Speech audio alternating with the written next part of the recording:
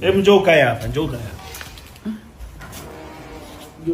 Unakumbuka ulipokuwa umekaa wewe hapo hadi nikakaa hapa, kuna muda ukanirushia hadi kimto ukawa unanipa hiyo story ya huyo mzee.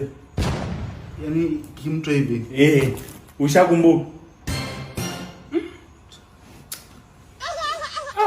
Kama mzee kama ukumbuke na hapo bwana. Samahani Chadi, basi nikumbushe. Wewe nikumbushe tu. Ngoja. Sasa hivi hapa wewe ulikuwa umekaa wapi? Kabla ya kukaa hapo ulikuwa umekaa.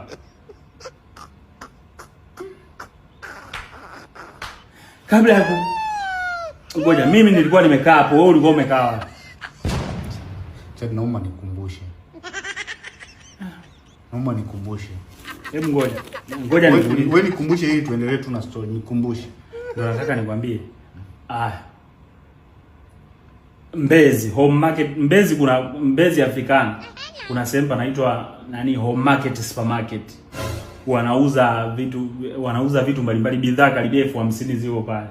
Wanauza sijui vyombo vya kupikia, furniture, sijui mafriji, sijui mabegi ya watoto, vifaa vya mafundi ujenzi, sijui hivi viti vya ofisini, ndio hizo furniture.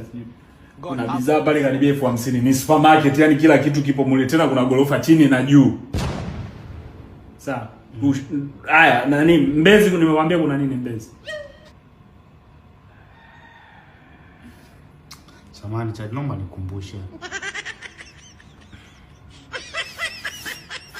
Home market ipo wapi? Chadi, naomba basi nikumbushe.